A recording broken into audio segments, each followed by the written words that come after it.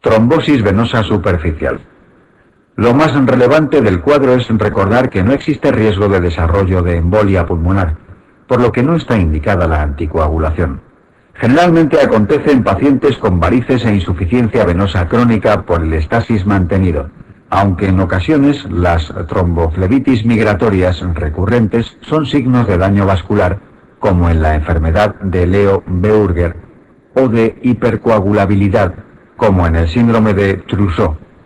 Tromboflebitis migratoria asociada a neoplasias, típicamente adenocarcinomas digestivos. En miembros superiores suele ser secundaria a vías venosas.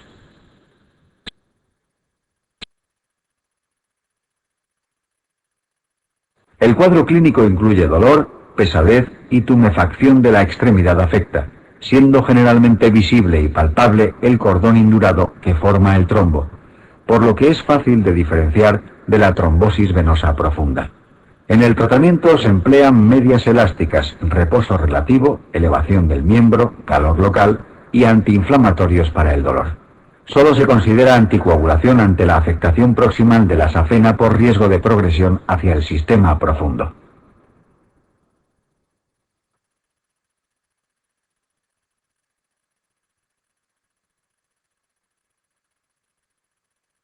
Insuficiencia venosa. Insuficiencia venosa crónica. Es un cuadro que se produce en general como consecuencia de un episodio de trombosis venosa profunda, en el que el proceso de recanalización del trombo da lugar a una deformidad del vaso que impide el correcto funcionamiento de las válvulas venosas, por lo que en bipedestación la sangre cae hacia el sistema venoso profundo y a través de las venas perforantes ingurgitan el sistema superficial, aumentando la presión capilar.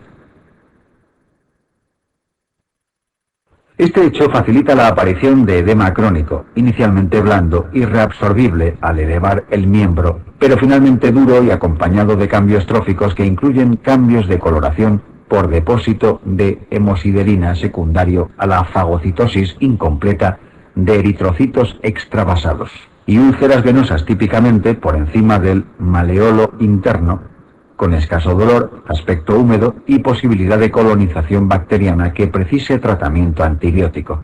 A veces los pacientes tienen dolor al caminar de pie, produciéndose la llamada claudicación venosa. El tratamiento se basa en la prevención del síndrome posflebítico con tratamiento agresivo de la trombosis venosa profunda, junto al empleo de medias elásticas de compresión fuerte hasta raíz del miembro, evitando bipedestación prolongada. Se pueden emplear flavoniodes que aumentan el tono de la pared venosa y disminuyen la permeabilidad, y en casos severos la ligadura quirúrgica de las venas perforantes o incluso la fleboextracción de las dilataciones varicosas o escleroterapia en casos seleccionados.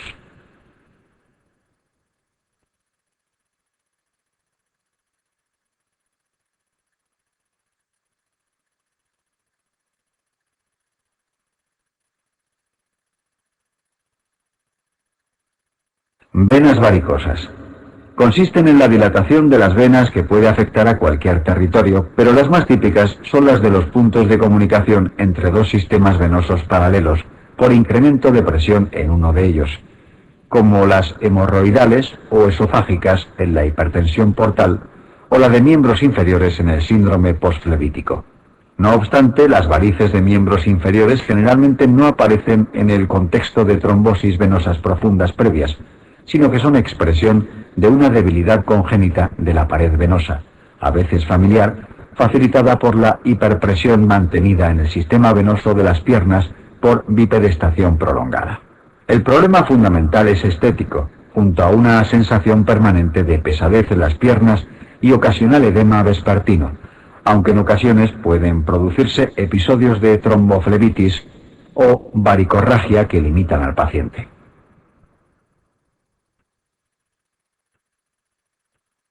El tratamiento en general es conservador empleando medias elásticas, evitando la bipedestación prolongada, elevando periódicamente los miembros, haciendo ejercicio físico suave o masajes. En casos limitantes se indica la cirugía, que puede ser realizada instilando sustancias esclerosantes o con láser para las varículas de escaso tamaño. Pero para los grandes troncos es necesaria la fleboextracción y ligadura de todas las colaterales, siendo obligatorio confirmar la indemnidad funcional del sistema venoso profundo antes de llevarla a cabo, pues si está obstruido la safena se convierte en una colateral de gran importancia.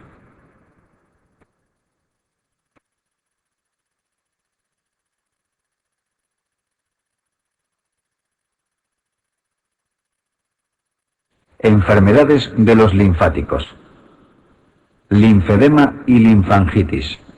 Consiste en la acumulación excesiva de linfa, habitualmente en miembros inferiores, que origina hipertrofia del tejido fibroso intersticial y un aspecto típico en piel de naranja, con induración leñosa de la piel. La causa puede ser primaria, por hipoplasia o agenesia de los linfáticos, típica de mujeres asociada a síndrome de Turner, linfagiectasia intestinal o linfagioleimiomatosis, o secundaria, siendo lo más frecuente la afectación ganglionar de origen neoplásico primario, linfomas, o secundario, metástasis, o por el tratamiento empleado, exéresis quirúrgica ganglionar o radioterapia con fibrosis posterior. Además de ciertas infecciones, entre las que destaca la filariasis, oncocercosis o linfagitis estreptocócica recidivante, pueden producir obstrucción linfática por los parásitos o por la cicatrización posterior, originando elefantiasis, piel de miembros inferiores de aspecto parecido a la de los paquidermos.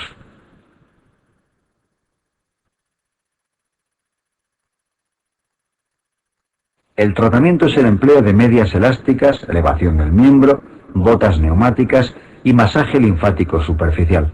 Los diuréticos no son eficaces. La cirugía de derivación de linfáticos obstruidos dilatados visibles con linfografía hacia el territorio venoso se reserva para casos extremos. Ha de mantenerse alerta sobre la aparición de rubeosis o calor local que indiquen la sobreinfección bacteriana, celulitis o linfangitis, que precisa de un tratamiento agresivo. La linfangitis se identifica con la aparición de líneas enrojecidas desde la puerta de entrada de los gérmenes, picadura de insectos, pinchazos con plantas, hacia la estación linfática adyacente, pudiendo adquirir la piel un aspecto reticular. Es frecuente la linfadenitis acompañante, inflamación de los ganglios. Los gérmenes más frecuentes son estreptococos y estafilococos, y el tratamiento es con antibioterapia específica.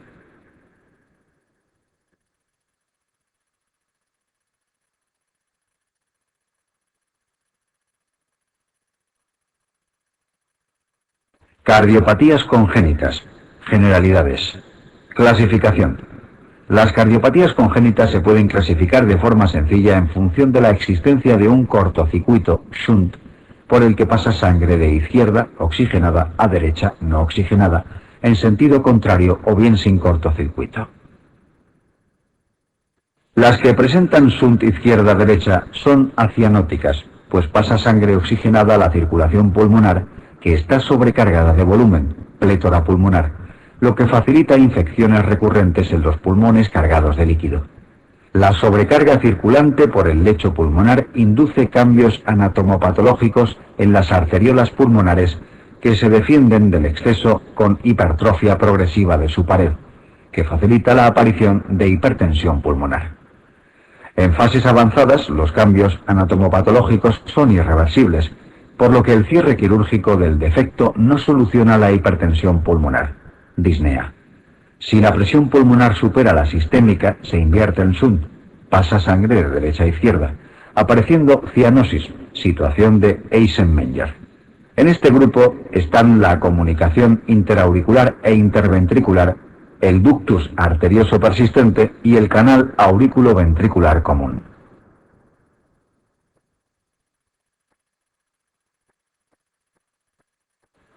Las que presentan shunt derecha e izquierda muestran cianosis por pasar sangre venosa no oxigenada al territorio sistémico y todos los efectos derivados de la hipoxia, poliglobulia. Pueden presentar embolias paradójicas o abscesos cerebrales, pues microtrombos, formados a diario en las extremidades inferiores, o microembolias sépticas, producidos, por ejemplo, al cepillarse los dientes, consiguen evitar el filtro pulmonar, donde habitualmente se impactan, y solucionan inadvertidamente a través del shunt, llegando a territorio sistémico, cerebro. Las crisis hipoxémicas son propias de la tetralogía de Fallot. También incluye la transposición de grandes arterias. El truncus y las de fisiología de ventrículo único también tienen cianosis.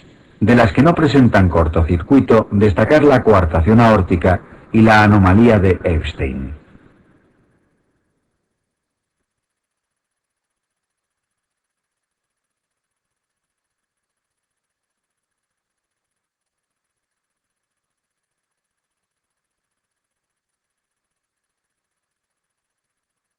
Cardiopatías congénitas con SUNT y D.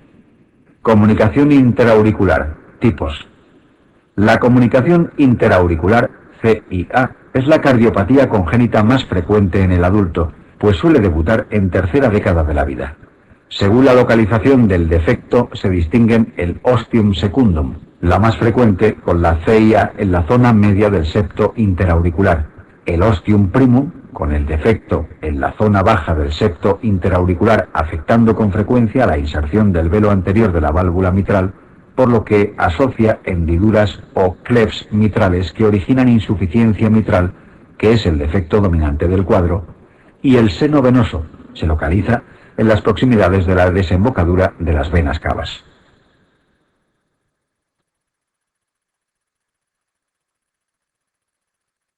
En la CIA ostium secundum, el único problema es el hiperaflujo pulmonar y sobrecarga de cavidades derechas, que da lugar en el ECG a sobrecarga derecha, eje derecho con imagen de bloqueo incompleto de rama derecha, a un segundo ruido con desdoblamiento amplio y fijo, y a veces un pequeño soplo sistólico eyectivo pulmonar por hiperaflujo, y que suele dar síntomas en la edad adulta, disnea de esfuerzo. En los ostium primum domina no el hiperaflujo pulmonar, sino la insuficiencia mitral por el clef, por lo que en el ECG muestran crecimiento ventricular izquierdo con eje izquierdo, y en la auscultación, aparte de las alteraciones del segundo ruido típicas, el soplo de la insuficiencia mitral, apareciendo los síntomas desde el periodo infantil o lactancia. Del seno venoso destaca que se asocia a drenaje venoso pulmonar anómalo, total o parcial, que puede producir el signo de la cimitarra en la radiología torácica.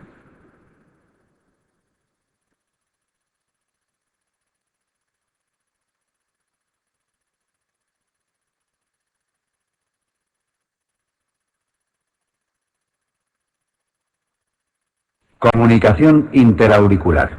Tratamiento. El tratamiento de todos ellos va a ser el cierre del defecto en los casos en los que se considera que el hiperaflujo pulmonar es tan relevante que de dejarlo así acabará provocando una situación de Eisenmenger. Por lo tanto, la indicación de cierre vendrá determinada por el volumen de sangre extra que circula por el territorio pulmonar. Esto se determina mediante la relación QP-QS, que no es más que la división del flujo que atraviesa la válvula pulmonar dividido entre el flujo que atraviesa la válvula sistémica, es decir, los litros por minuto que eyecta el ventrículo derecho dividido entre los litros por minuto que eyecta el ventrículo izquierdo, o lo que es lo mismo, cuántas veces más volumen pasa por el lado derecho que por el lado izquierdo. En un individuo sano, lógicamente, es de 1.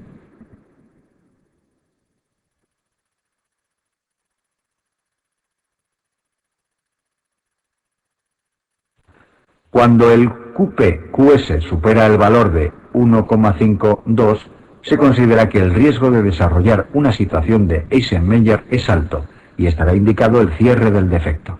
Dicho cierre va a ser siempre quirúrgico en el seno venoso y el ostium primum, recordando reparar las alteraciones de la válvula mitral.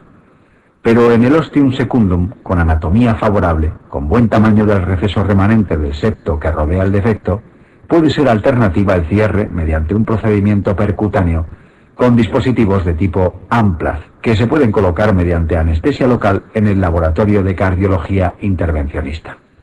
El cierre percutáneo no sirve para el ostium primum, para el seno venoso, ni para aquellos ostium secundum en los cuales el remanente del septo interauricular sea muy pequeño en alguno de sus bordes.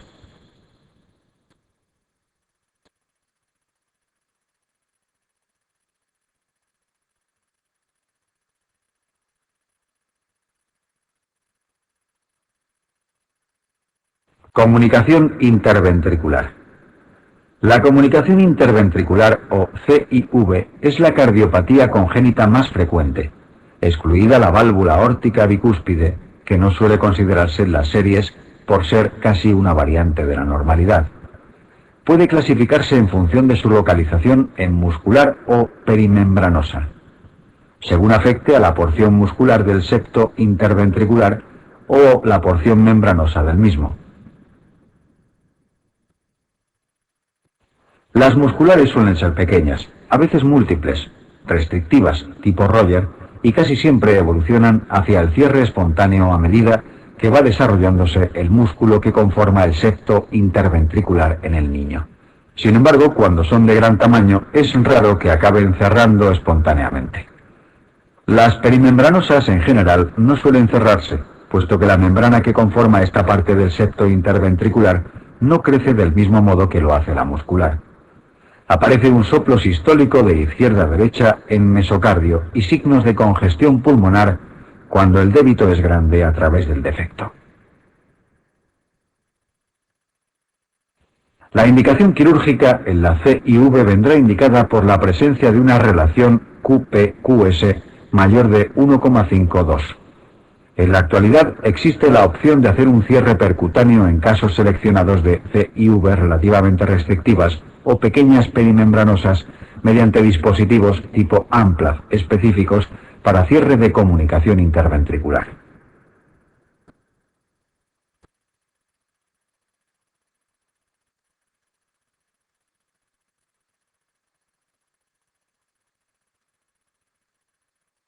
Ductus arterioso persistente y canal AV común. El ductus arterioso persistente es la persistencia del conducto que existe en condiciones normales durante la vida intrauterina comunicando aorta y arteria pulmonar y que se cierra tras el nacimiento espontáneamente. En algunas situaciones puede ser necesario mantener el ductus abierto en el neonato, como puede ser la transposición de grandes arterias, la atresia tricuspidea, para lo cual se emplean prostaglandinas en infusión continua intravenosa. Para su cierre en pacientes en los que no se cierra espontáneamente, puede ser útil el empleo de antiinflamatorios no esteroideos, indometacina. El ductus provoca un soplo muy llamativo sistodiastólico denominado enmaquinaria o de Gibson y origina signos y síntomas tanto de congestión pulmonar como de fallo anterógrado en función del débito de sangre que pase a través del ductus. Estará indicada la cirugía cuando el QP-QS sea mayor de 1,52, mediante cirugía tan sencilla como la ligadura del ductus, pero que precisa de toracotomía, o bien mediante una técnica percutánea con dispositivos de cierre específicos.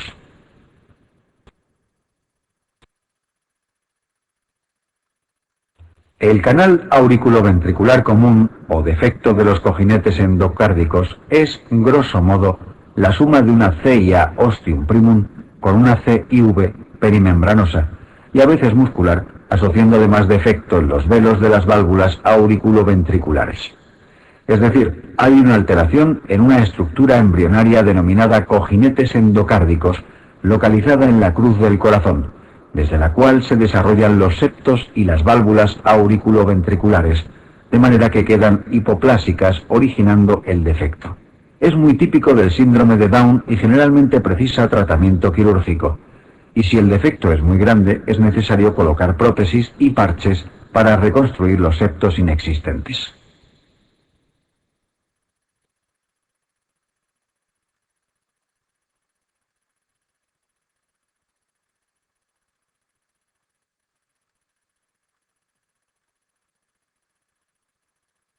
Cardiopatías congénitas con SUN D1. Transposición de grandes arterias. La transposición de grandes arterias, TGA, es la cardiopatía congénita cianótica más frecuente en el neonato. Como es incompatible con la vida salvo cirugía precoz, la más frecuente en la infancia es el Fallot. En la TGA, la aorta nace del ventrículo derecho y la pulmonar del ventrículo izquierdo, denominándose más correctamente ventrículo sistémico al que origina la arteria que irriga el territorio sistémico, y ventrículo pulmonar al que origina la arteria que irriga los pulmones. En la TGA, la sangre se sale del ventrículo izquierdo a través de la arteria pulmonar, vuelve a la aurícula izquierda oxigenada por las venas pulmonares y la sangre que sale a través del ventrículo derecho al territorio sistémico vuelve desoxigenada a la aurícula derecha a través de las cavas.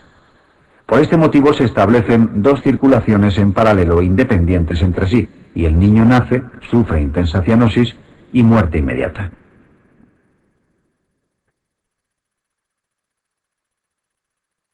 Tan solo consiguen sobrevivir aquellos que asocian defectos en los cuales se consigue la mezcla de sangre entre ambos territorios que permite sobrevivir aunque con intensa cianosis.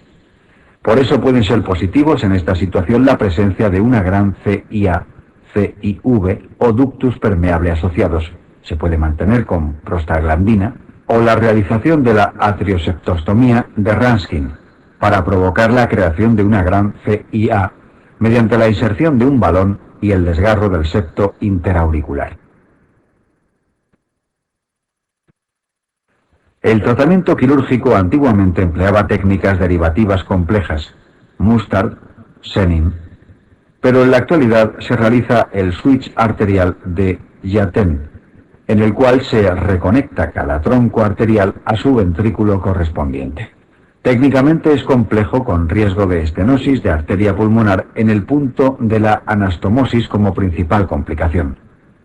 Para casos que asocian una gran CIV y estenosis pulmonar, puede ser útil la intervención de Rastelli.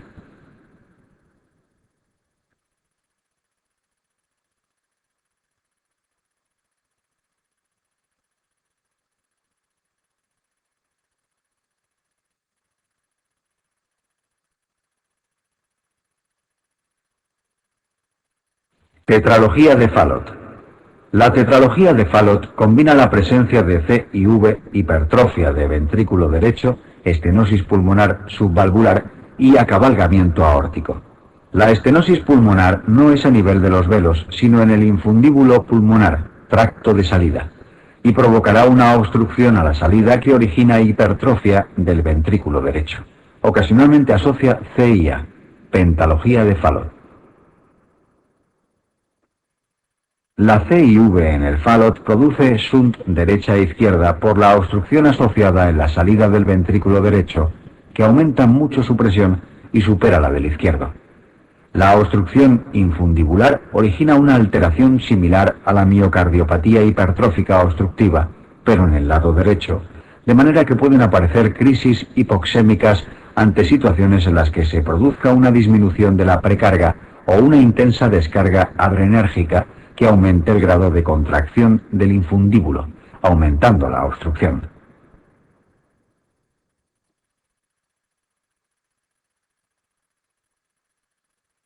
Son típicas del llanto importante que asocia descarga adrenérgica y valsalva, tal que sería posible que el infundíbulo alcance tal grado de contracción que sea prácticamente cero la sangre que llega al lecho pulmonar para oxigenarse, produciendo cianosis, crisis hipoxémica.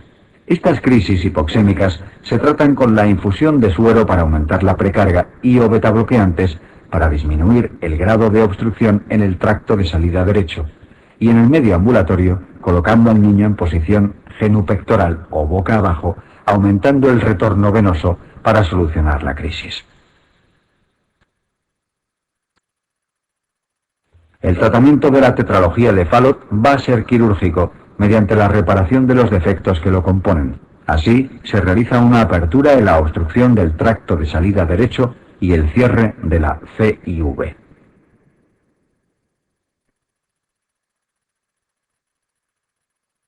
Truncus arterioso. Es una anomalía que se asocia típicamente al síndrome de Eddy-George. Se caracteriza por la existencia de una gran CIV y un único vaso arterial que sale del corazón a caballo entre los dos ventrículos, truncus, con una única válvula truncal, del que se originan tras un trayecto más o menos corto la aorta y la pulmonar. La mezcla de sangre no oxigenada con la oxigenada a nivel del truncus y a través de la CIV origina cianosis. Dado que la resistencia vascular es menor en el lecho pulmonar que en el sistémico, existe sobrecarga de volumen, plétora, pulmonar, con todas sus consecuencias. El tratamiento es quirúrgico, empleando el truncus como arteria aórtica y separando la arteria pulmonar que se conecta al ventrículo derecho con un tubo valvulado, cerrando además la C y V.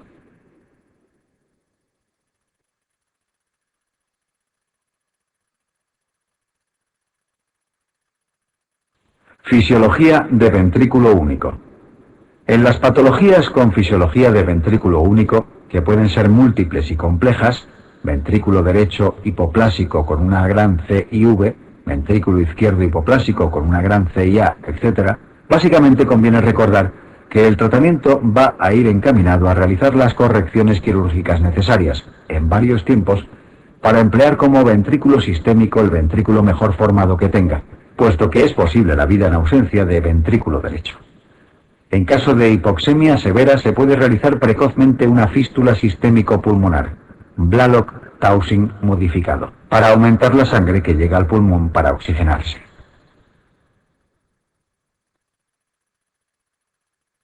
Así se realizan fístulas, como la fístula de Glenn, en la que se aboca la cava superior a la arteria pulmonar sin pasar por el corazón derecho, realizando habitualmente un banding pulmonar para prevenir de la sobrecarga de volumen que puede suponer para la circulación pulmonar esta técnica, y la operación de Fontan modificada en un segundo tiempo, en la que también se aboca la cava inferior a la arteria pulmonar, dejando excluido el ventrículo derecho de la circulación y empleando el único ventrículo del paciente, izquierdo o derecho, para bombear sangre hacia la aorta. Estas cirugías suelen ser útiles de forma transitoria y permiten a algunos pacientes alcanzar la edad infantil o adolescencia y ser candidatos a trasplante cardíaco.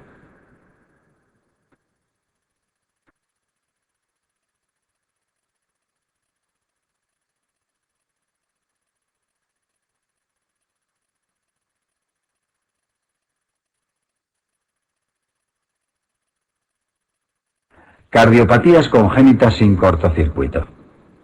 Anomalía de Epstein. Consiste en la inserción anormalmente baja de los velos de la tricúspide que origina un ventrículo derecho muy pequeño y con una gran parte del mismo atrializado.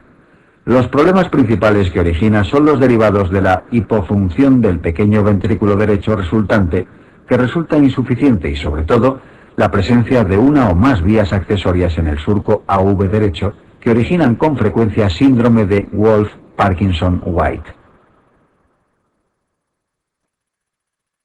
Los casos leves no precisan tratamiento más allá de la ablación con radiofrecuencia de las vías anómalas y los graves corrección quirúrgica de las frecuentes anomalías asociadas, CIV, CIA.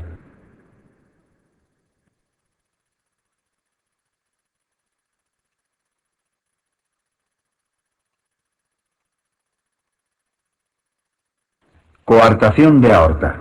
Generalidades. La coartación de aorta es una de las cardiopatías congénitas más frecuentes en el adulto. Existe un subtipo denominado preductal del neonato, en la que la obstrucción se localiza antes de la inserción del ductus arterioso y que en general produce síntomas graves desde el momento del nacimiento. La denominada forma postductal o del adulto sí que se caracteriza por presentar problemas durante la adolescencia o edad adulta. Los síntomas son derivados de la presencia de la obstrucción que origina el segmento coartado o hipoplásico, que se encuentra localizado distal a la salida de la arteria subclavia, de manera que produce hipertensión arterial en miembros superiores por el hiperaflujo que sufren, unido a que la hipoperfusión renal provoca la liberación de renina, angiotensina, aldosterona, que aumenta aún más el grado de hipertensión sistémica. Es fácil el diagnóstico diferencial mediante la palpación simultánea de pulsos de miembros superiores e inferiores, demostrándose una marcada disminución en la amplitud de estos últimos. Típicamente la coartación aorta se asocia a otras malformaciones, especialmente al síndrome de Turner, a la aorta bicúspide o aneurismas del polígono de Willis. Poliquistosis renal que conviene recordar puesto que los pacientes afectados deben ser investigados en este sentido.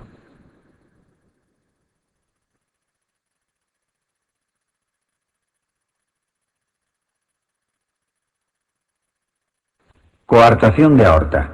Signos y tratamiento.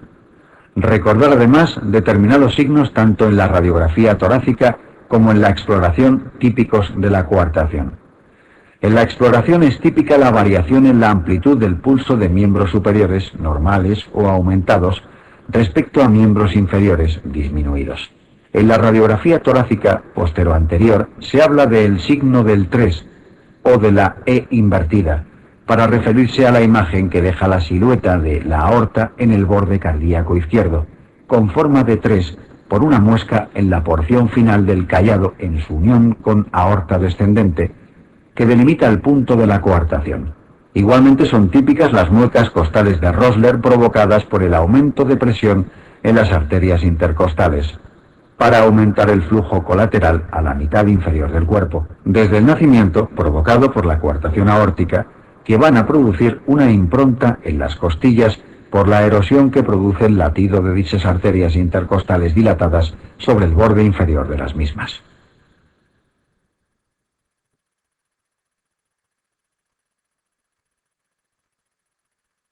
El tratamiento de la coartación de aorta en la actualidad se puede realizar mediante cirugía en los casos en los que el segmento hipoplásico aórtico es largo o las paredes muy frágiles, o bien mediante el empleo de angioplastia con o sin colocación de stent, de forma percutánea, que se realiza con resultados satisfactorios en muchos pacientes y especialmente útil para la recoartación.